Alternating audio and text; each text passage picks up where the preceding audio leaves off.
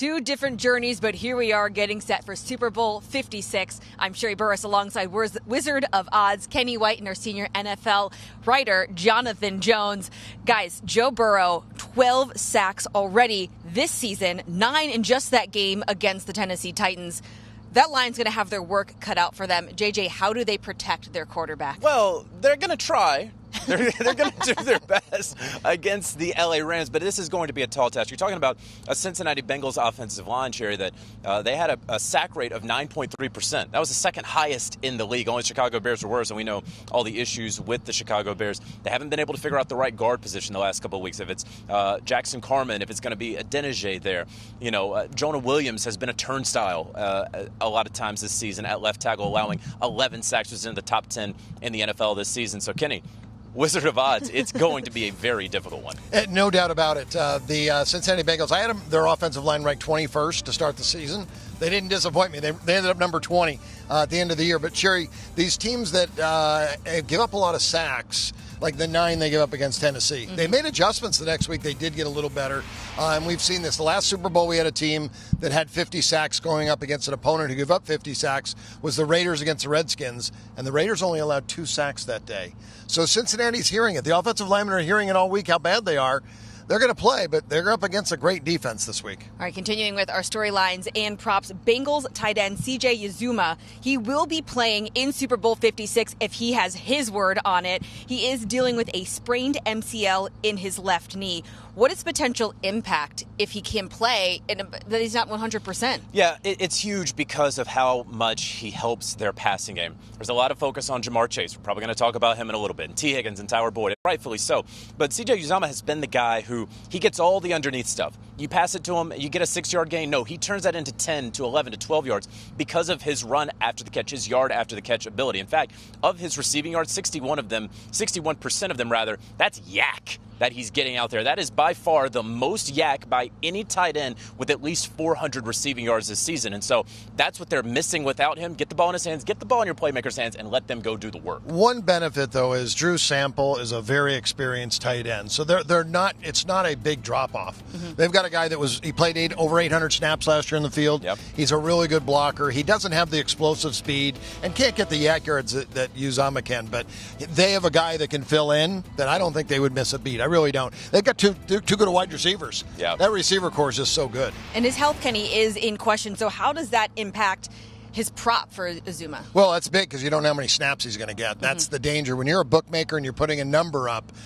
you have to worry about his performance on the field and knowing that if he starts the game, he may not finish the game, and how long does he play? So that's always when you put up a number, let's say the right number on him is 3.5 receptions, and you put up a number, we'll go in between at 1.5. That's a bad number either way. Mm-hmm. He's going to either go under that or over that. So it's a tough situation for a bookmaker. They have to know how many snaps he's going to play. And he's going to be up against, like we said, that tough Rams defense. I do want to circle back. Kenny, what is your top LA pass rushing prop that you like? My top one's Von Miller. 0 sacks his first 4 games as a Ram. As he was getting ready, sort of coming back off that injury. Playing into shape, getting to know everybody. And now he's had a sack in 6 of 7 games. Super Bowl MVP. He knows the big stage. He's going to get to Joe Burrow one time. All right. Well, let's see. Football purists, they probably are loving this matchup. You have Jamar Chase against Jalen Ramsey. Truly, when they say best on best, that is what we're looking at when these two match up. How can the Bengals wide receiver really take advantage of what the Rams defense is going to show them? Well, I mean, here's the thing, that the Bengals all season long, these wide receivers, as great as they are, they don't get a ton of separation. Joe Burrow has been throwing into some tight windows. Once they catch the ball, they are incredible at contested catches, and they are incredible, especially Jamar Chase, of running away from those dudes. And while Jalen Ramsey is going to be sticking on him like white on rice, the thing is, he has been all season catching these balls in tight windows with no separation. The same really truly goes for T. Higgins and Tyler Boyd, but we're going to be talking about that dude that is Jamar Chase. And so when Jalen Ramsey's matched up on him, I don't think that Joe Burrow is going to be afraid, because he's been targeting Chase even when some of the best corners in the league have been matched up on him. And then it's about Jamar Chase running away from Jalen Ramsey, and he's a much faster player than Jalen Ramsey.